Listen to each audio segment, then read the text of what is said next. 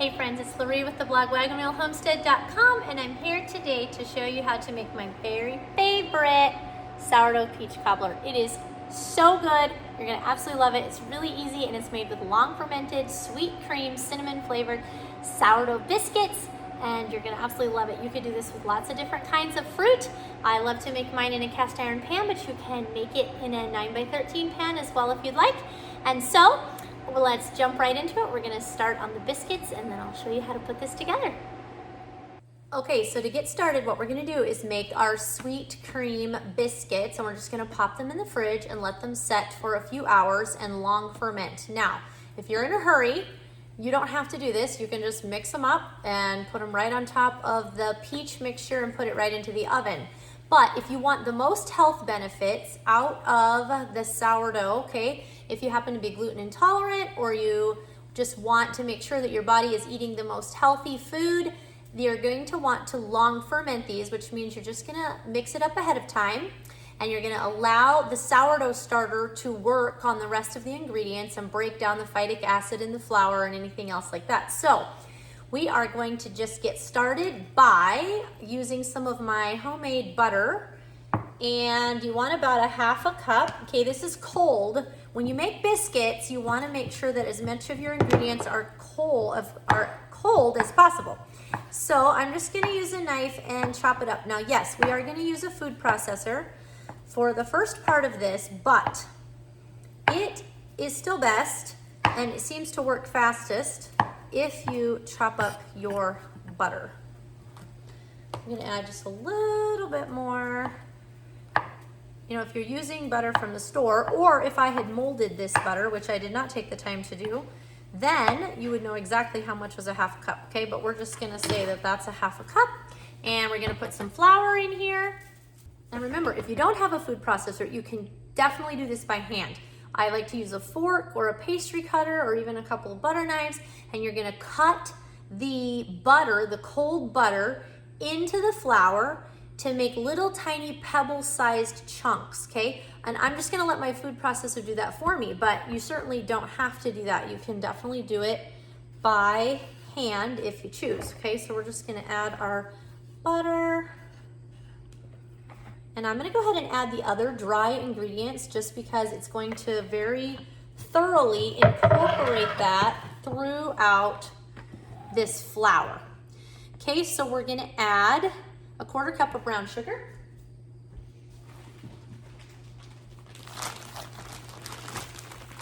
Okay, I'm just gonna dump a little bit in. It doesn't have to be super exact until you start adding the wet ingredients, because you don't want it to get too wet. And a teaspoon of baking soda and a teaspoon of baking powder.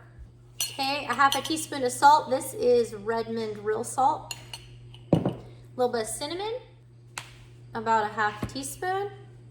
Again, feel free to measure if you'd like, it's fine. All right, and we're going to blend this up well, and then we're gonna add the starter and the cream.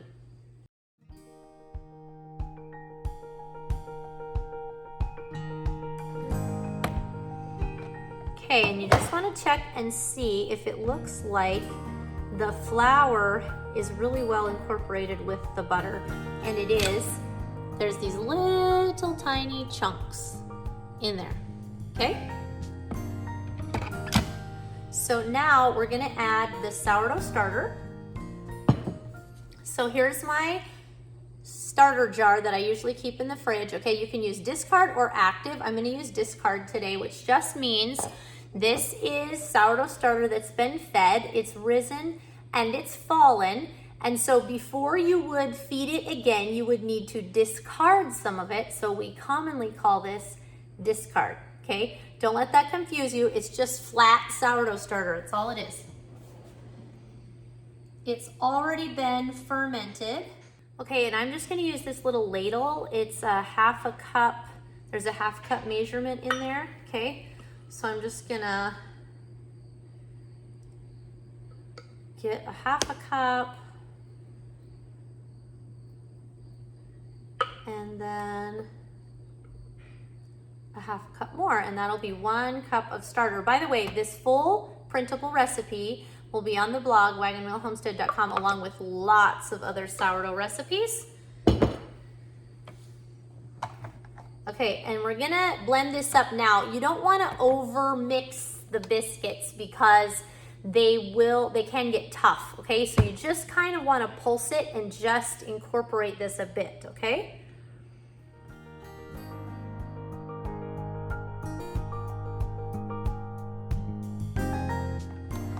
Okay, and now we are going to add 1/3 to 1/2 cup cream. And the reason I say that is because sometimes the sourdough starter is a little wetter, it's a little more hydrated than at other times, just depending on how much water I put in it when I mixed it up, okay, when I fed it.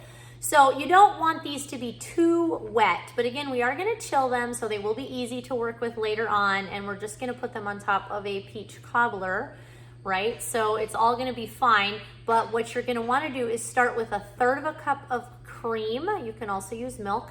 1/3 cup of cream, and then you can move it up to 1/2 cup if you feel like it's still a little dry.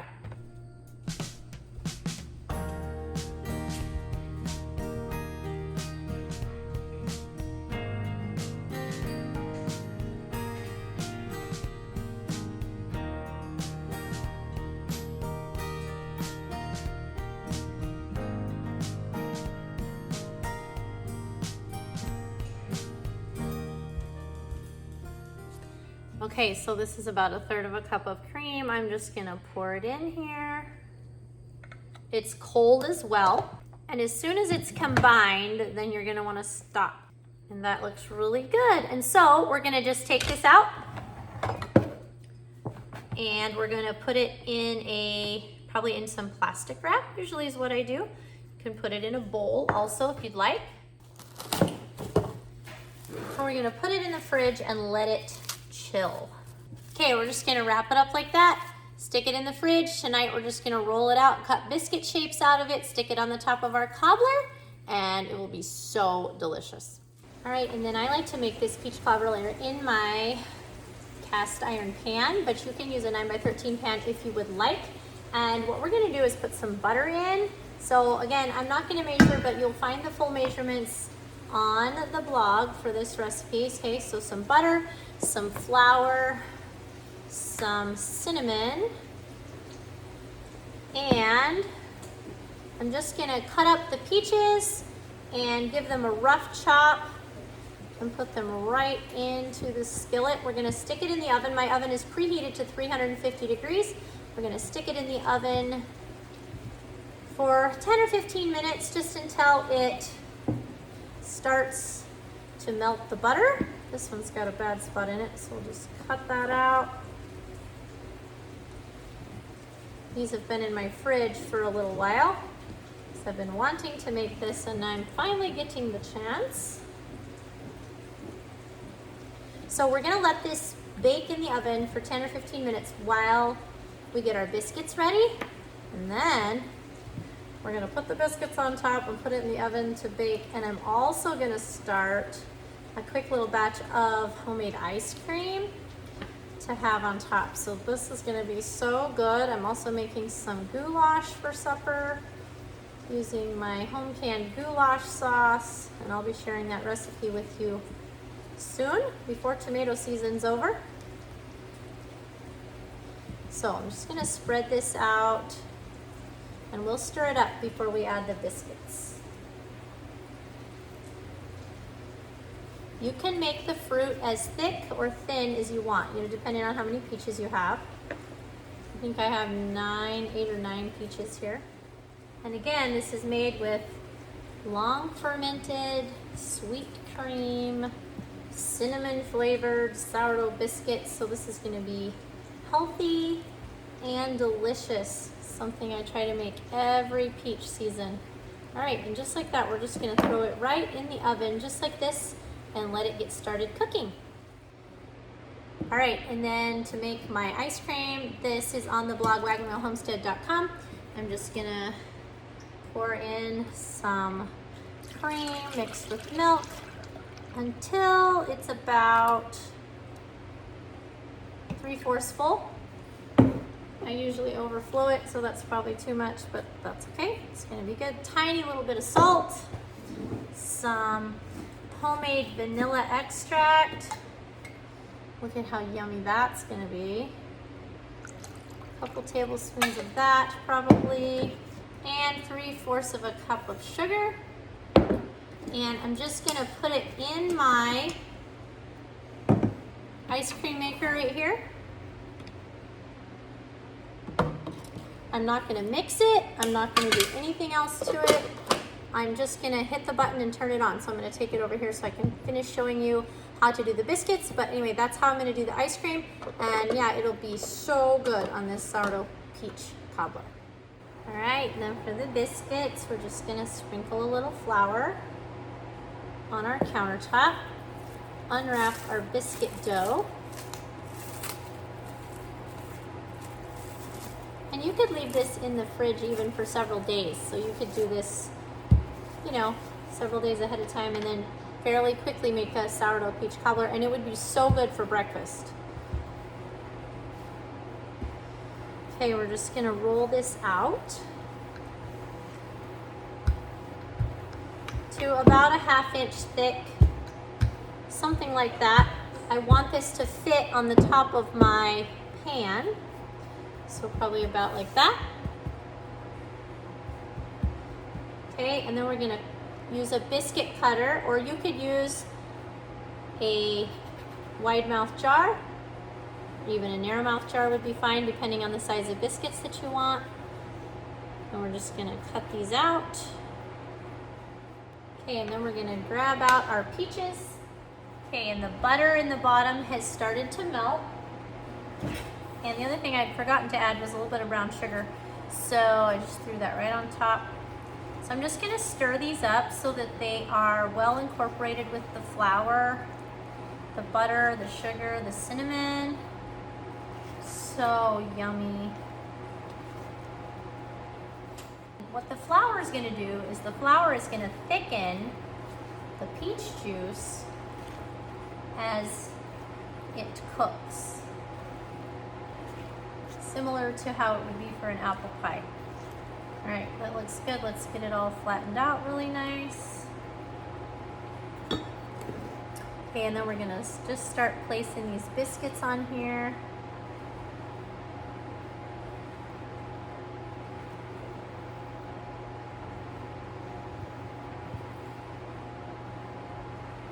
Okay, I'm gonna just make sure your counter stays well floured when you roll out the little pieces again. You don't want to get them too thin. Okay, cut out the rest of these, find a way to fit them in. Okay, and then for the last couple, you can just kind of make them into a little ball and pat them out. That one's big enough we could cut him one more time.